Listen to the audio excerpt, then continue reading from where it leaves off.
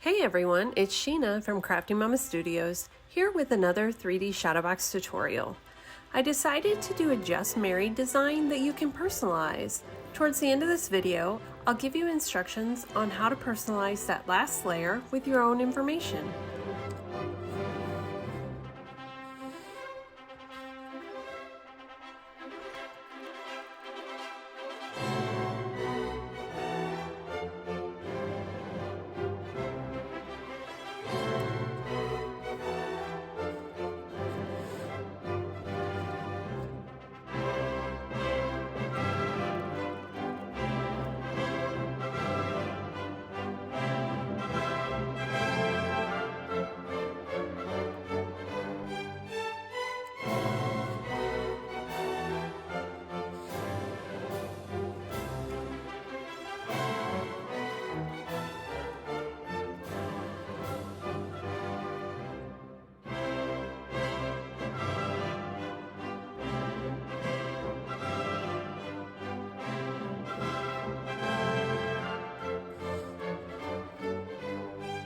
On my Shadowbox files, I always number the layers at the bottom right-hand corner, so you'll know which layer should go next. This is really helpful to keep the layers in order for assembly, and also when you're cutting, you can match your paper color with the numbers so you don't accidentally cut a layer in the wrong color.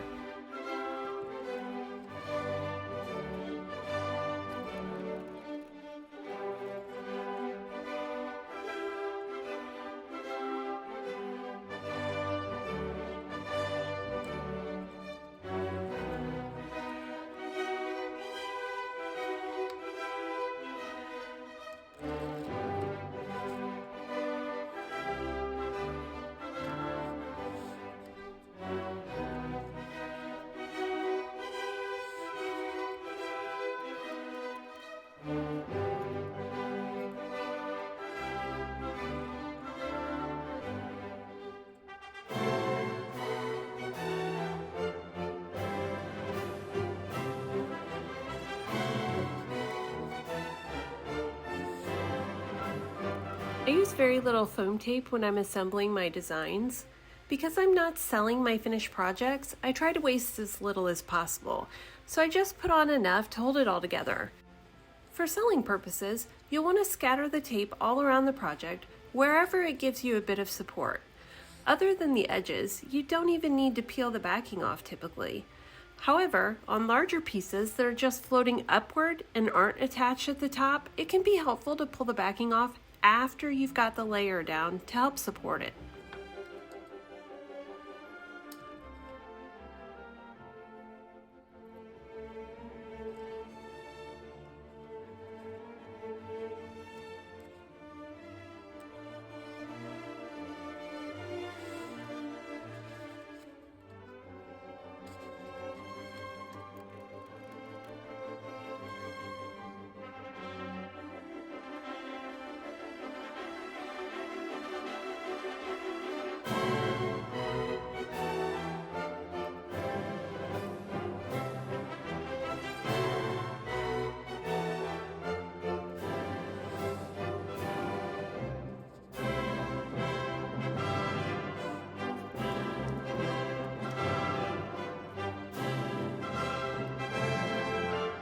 Quick tip, I've noticed that if I use the inner circle to line the layers up, it makes it much easier.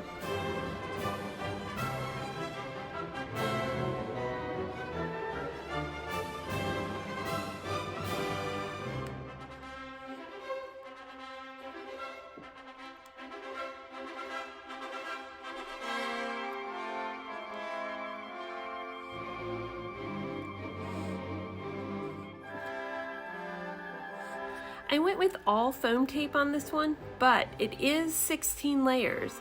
So if you do that, you either need an extra deep shadow box or you can use the thinner tape that I use. The link to that is in the description.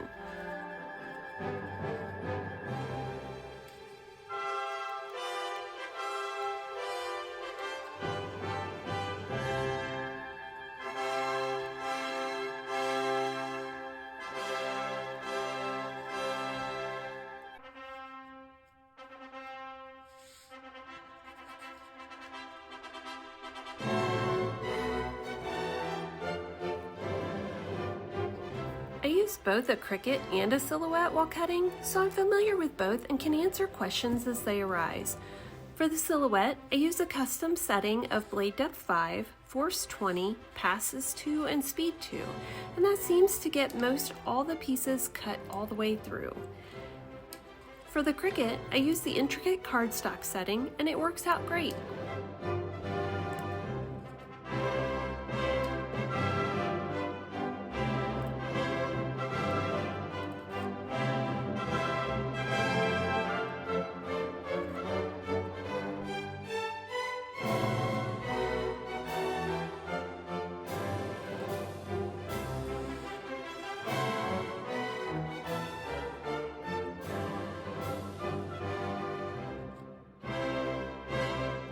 And there you have it, an adorable shadow box perfect for a wedding or bridal shower.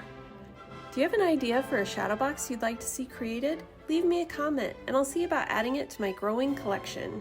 On this file, we've got this layer that you can personalize. I wanted to show you how to go ahead and do that. The first thing you're going to want to do is upload the file into Design Space. Once you have it there, you'll need to ungroup the file. You do that by clicking the file, then right-clicking and click Ungroup. From there, you can pull off that layer that you're going to personalize. After that, you want to look off to the left where it says Text. Go ahead and click that and type the words that you want for that layer. Once you have the words typed, you can go up to the top and choose your font. You want to look for a stencil font. So in that search bar, go ahead and type stencil. This will pull up all the fonts that aren't grouped together so that the centers won't fall out when you cut them. If you already have a font you want, go ahead and select that one and it'll change your words to that font. From there, you want to size the words to whatever size you want them to be. Don't forget that the round border will be covered, so you don't want to go too big.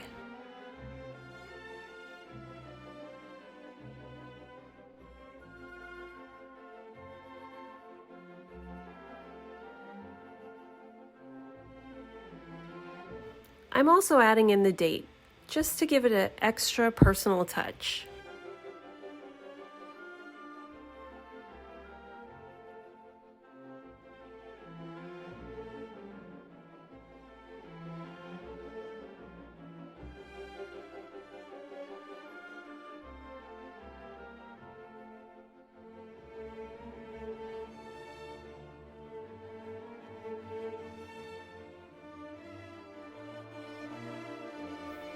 I get both of those sized up to the correct size that they need to be, and then I click and drag over the 3 pieces, the layer and the 2 sets of words. Go up to the top and click Align. You'll want to align center horizontally. Because I'm using the name and the date, I need to combine those 2 before I can slice it. If I were just using the names, I wouldn't have to do this step. So highlight both of them and go down there to the bottom right-hand corner where it says Combine. From there, you'll click Unite. That makes those 2 pieces one solid piece. After that, you can click and drag over the 2 pieces and then go down to the bottom right and click Slice. You can see from there that I've went ahead and it's sliced through.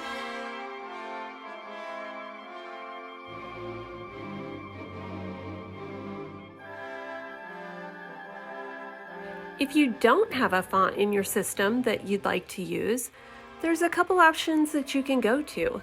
I'm going over to 1001fonts.com. Up at the top, you'll see this Font Categories button.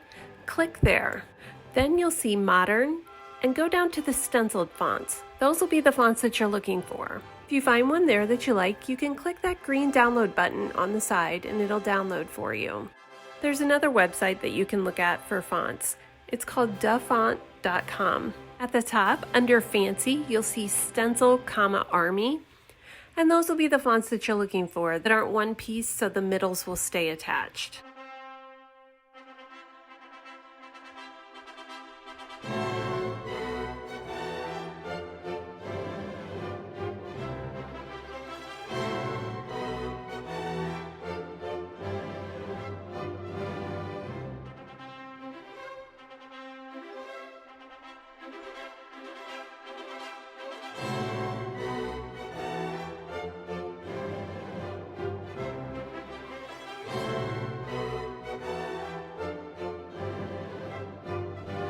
Same with this website. When you find the font that you want, you'll just click the download button on the right-hand side.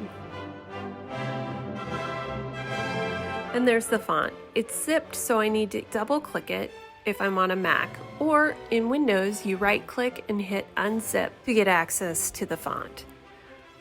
Once you're inside that folder, you can install your font. Now before you'll see that font on Cricut, you need to shut it down and restart it. But before you do that, you should save your project.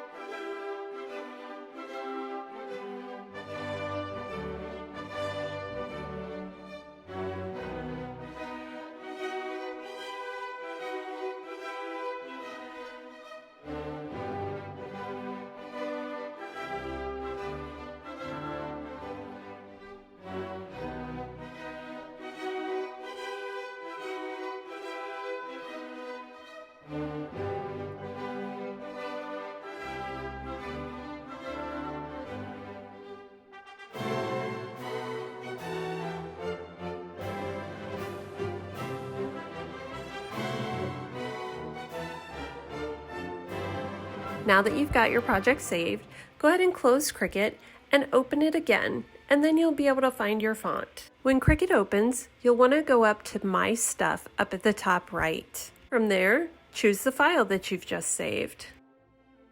And on this screen, you want to click Customize. That will take you in so that you can edit your project again.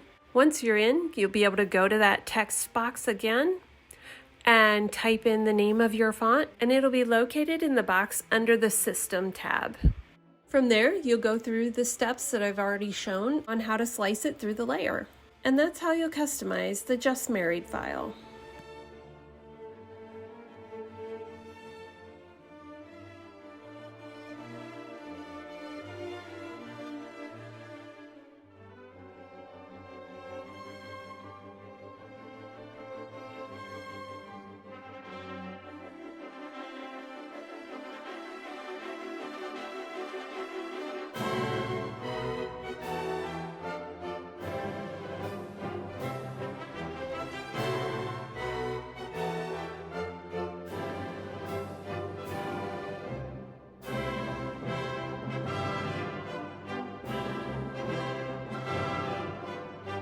Thanks for watching. Like and subscribe, and make sure to click the bell to be notified when I create new projects.